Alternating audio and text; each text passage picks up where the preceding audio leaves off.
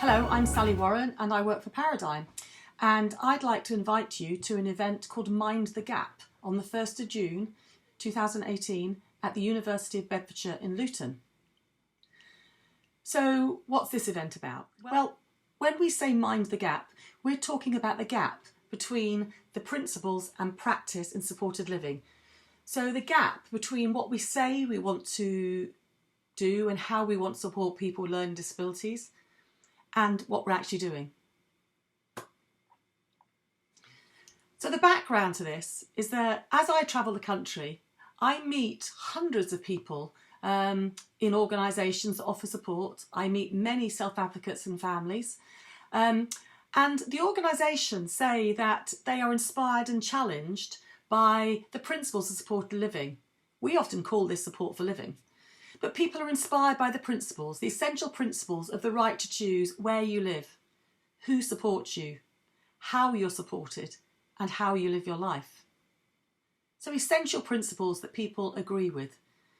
People are aware of the REACH standards that we produce at Paradigm, and they're also aware of the real tendency test from the NDTI, that both are underpinned by the human rights of people, and people are really clear of the overarching need to meet the requirements of the Convention for the Rights of Disabled People as produced by the United Nations, particularly Article 19, which is about the right to live independently and be included in the community.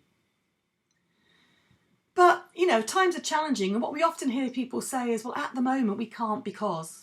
At the moment, we can't really let people choose who supports them because the Housing Association will only let us have the building if we agree to support everybody who lives in there. So that means someone in that block sometimes can't choose a different support agency. We also hear that sometimes the commissioners, the people that have the money in the local authorities and the health services, they might say, well, actually, we need to fill the empty room because it's costing us money, so we're just going to put somebody in. So that actually means that the other people living in that house often can't choose who lives in the house with them. We also hear that housing is incredibly hard to find, so sometimes we just have to take what we can and make it work. So it doesn't always work that people can choose who they live with. It doesn't always mean it's in the right place. And we also hear that recruiting staff is actually quite hard, and it's also quite hard to keep staff. So actually, it's not really possible for people to choose who supports them. We also hear the support hours are being cut so badly that at the moment we can't help people to engage in their community because the hours of paid support they get are being cut and cut and cut. So generally we hear that we love REACH, but actually those REACH standards are a little bit too aspirational at the moment. We all know the pressures in terms of finance, housing stock and reducing budgets at the moment, and many of us are part of campaigns to make sure that social care cuts stop and that we get some investment back into social care. We also recognise that many people and professionals have declining expectations. So the pressure at the moment means that people can't see what's possible, or they're losing hope that we can achieve what we've aspired to for so long, the rights of people with learning difficulties to live as full citizens, as members of the community, and to live good ordinary lives. The challenge is real, and we get that. We get that this pressure may place limits on what's possible at the moment. But as John O'Brien said to us a number of years ago, he said, okay, it might be that at the moment, if we can't achieve what it is we aspire to at this moment in time, let's be honest about it. Let's not change what we're aspiring to, the principles. Let's be clear and let's not pretend what's happening at the moment is okay. So the event, we're inviting 25 people from across the country, people with learning difficulties, family members, colleagues from provider agencies, commissioners, Care Quality Commission colleagues, and others to come together, to talk together and really come up with some ideas. So the conversation will be facilitated by Lynette McIntyre. Lynette's my mum.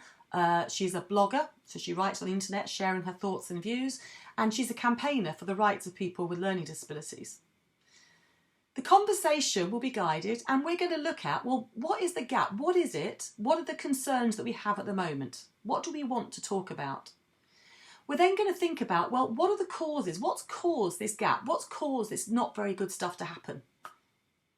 We're also then going to think about what's the impact of this on people, families, communities and providers. We'll then move on to think about, well, amongst all of this, so the stuff that we don't like particularly, what's the good intention at the core? What is it that people are trying to protect? What is it that people are trying to make happen? And then we'll agree and design new ways of reducing the gap. So what can we do across the whole country with the ideas we have today to think about on the day, not today, but on the day, what are the ideas that we have to actually drive some action across the country that stops this gap getting bigger? We really hope you can join us on the day. If you want to speak to me, I'll have a Skype call to find out more, or a phone call. Please just contact me. My phone number is 020 8870 8643. And my email is sally.w@paradigm-uk.org. Anyway, it'd be great if you'd come along and join us. It's a really important conversation. We will be producing a report and resources following the day to make sure that the conversation doesn't just stay in the room, but that it spreads across the country. Thank you very much. Bye-bye.